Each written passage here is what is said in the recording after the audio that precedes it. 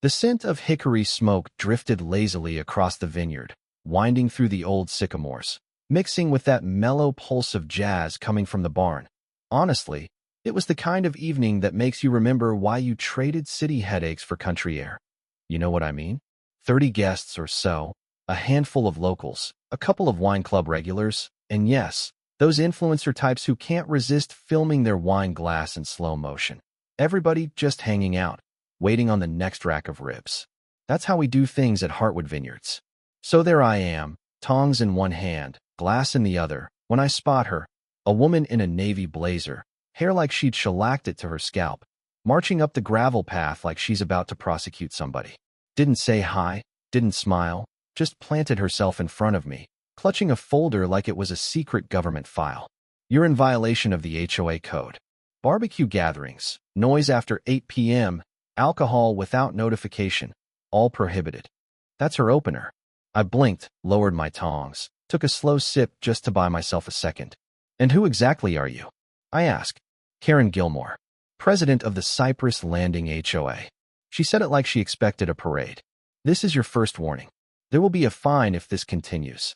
Behind her, the sun's just melting into the Pacific, gold spilling across rows of Cabernet. I nod toward the property line way down the hill. Karen, this is Heartwood Vineyards. We're not in your HOA. But she doesn't blink, just stares at me like I'm 5 years old with grape juice on my shirt. It doesn't matter if you think you're outside our jurisdiction. Your events disrupt the community. That's when I gave her my not-so-polite smile. This is private agricultural land. Licensed, independent, and tonight's a tasting for clients. If you want to buy a bottle, table's over there. If not, she glared, lips thinning out to nothing, and stalked off, folder rattling. I could tell. She was far from done.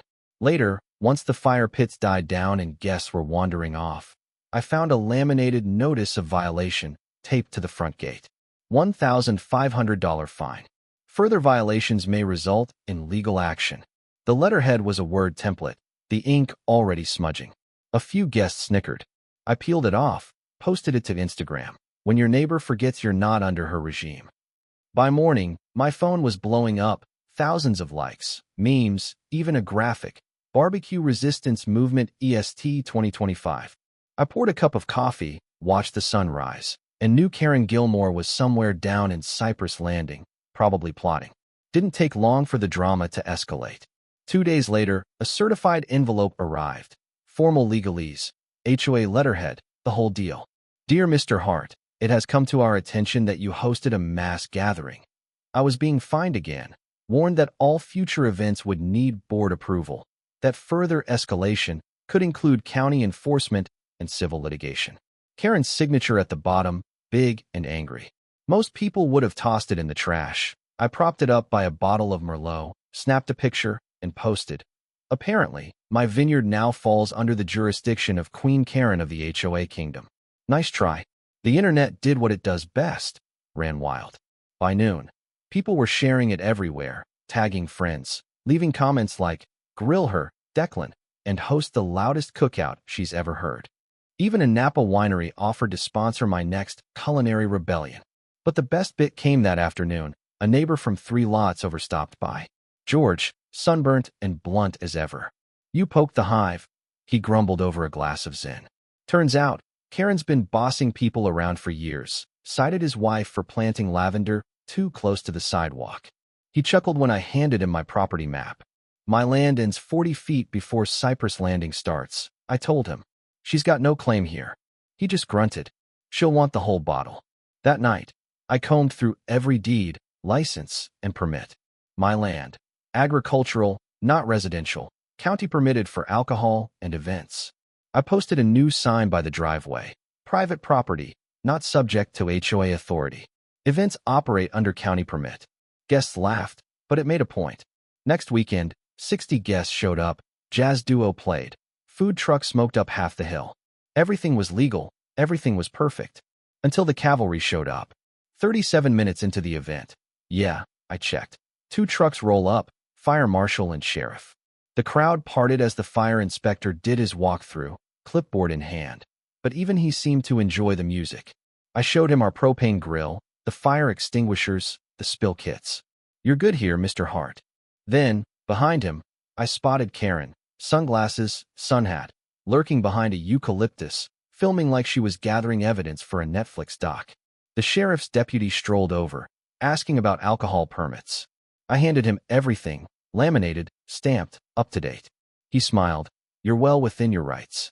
Then, a little louder, ma'am, please stop calling us. This kind of abuse of service wastes taxpayer money and my time. Karen emerged, jaw twitching, but turned and stomped back to her car. The crowd applauded. The saxophonist played Another One Bites the Dust. But you know how storms are. They don't retreat, they regroup. A week went by. Then, my assistant Jenny brought in a thick envelope, county seal and all.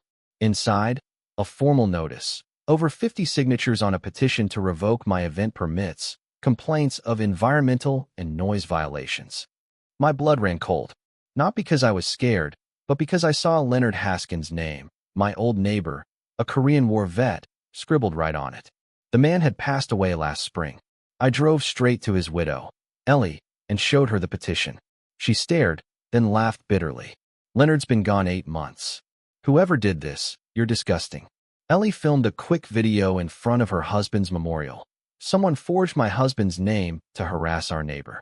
Leonard loved these events. Whoever did this, shame on you. That video exploded. 100,000 views, hundreds of comments, veterans, wine fans, conspiracy theorists, all piling on. Then the local CBS affiliate called, wanted an interview. I didn't hide, gave them a tour, let them film the private property, HOA free zone sign. Karen? She was ducking the press. One board member quit. Another leaked an email from Karen. We need as many names as possible. Don't worry about specifics. Even her allies started bailing. At the Friday farmers market, a woman I'd never met told me she'd seen board members pressuring neighbors to sign blank forms. The next HOA meeting, someone leaked a screenshot. Karen, on Zoom, hair frazzled, trying to maintain control while the board questioned her about the petition. The county quickly announced an investigation into fraudulent signatures. Until it was settled, my events could go on. So I threw the biggest barbecue the county had ever seen, permitted, inspected, and broadcast all over social media. For bands, 3 food trucks, even a YouTuber with 500,000 subs flew in to cook ribs. We called it the Barbecue Freedom Party. 200 RSVPs, neon vests, portable toilets, health inspections, drone flyovers set to Born to be Wild. The mood? Electric. And right before kickoff, Karen arrived. Immaculate white pantsuit, red plastic megaphone, 2 board members, and a kid with a camera trailing her. She planted herself by the front gate, megaphone blaring. This event is illegal. You are in violation of multiple statutes. Some people paused. Most just kept eating. I walked over, clipboard in hand. Karen, this is a private, fully permitted event. She shrieked back. This is harassment of the community. Right on cue, Officer Reyes, the same sheriff's deputy, stepped up, sunglasses on, iced coffee in hand. Ma'am, we've been over this. You have no jurisdiction here. Karen vibrated with rage, tried to argue, but he took the megaphone away and calmly explained, you're free to file a complaint, but if you keep disrupting, I'll have to ask you to leave. She turned and left, control unraveling right in front of everyone. Music turned back up. I got handed a rib the size of my forearm. Karen was gone, but I wasn't naive. Monday morning, the party was all over the internet. Clips of Karen melting down into a megaphone, saxophonist playing The Final Countdown, someone auto-tuned her shouting, "This is illegal," into a club banger. It started trending, but I knew she wasn't finished. By Wednesday, the county clerk called. HOA filed for an emergency injunction, claiming my barbecues caused mental health disruption. Judge kicked it back immediately. Every complaint Karen had filed was dismissed as baseless. County officials started investigating her for misuse of services. Then it broke. A Channel 5 reporter confirmed several signatures on the anti-Hartwood petition were forged, including Leonard, the deceased vet. The next HOA meeting was a circus. Residents shouting, people demanding answers, Ellie sitting in the front row like a queen. Karen tried her usual speechifying. She barely got 3 sentences in before the room erupted. You forged a dead man's signature. You lied to the board. Someone called a vote. Removal of Karen Gilmore as president. It passed, 28 in favor, 2 abstentions, none opposed. The county DA announced a formal investigation into fraudulent documents. If charges stuck, Karen would be banned from holding any HOA role for life. Cherry on top, she was served on her own driveway, in front of a couple journalists and a podcast host, by a deputy with a barbecue lighter clicking in the background. Life at the vineyard bloomed. Memberships doubled. We got event requests from as far as Oregon, even a wedding booking. Yelp started calling us a freedom zone. I bottled a new blend. HOA Tears, Smoked Oak, label with a woman and a megaphone blown away by barbecue smoke. Sold out in 12 hours. Ellie cut the ribbon at the release party, red scarf, glass raised. To peace, brisket, and minding your damn business. The crowd cheered louder than any gavel. Karen? Last I heard, she's doing community service at the recycling center, muttering about decibels and property lines, sorting bottles. Sometimes, when the wind's just right, I like to think she can still smell the hickory smoke rolling down from the hill. And I hope it haunts her just enough. So what do you think? Was I in the wrong to fight back? Or was this about standing up for what's yours? Drop your take in the comments. Let me know where you're watching from, because this story's got enough smoke for everyone.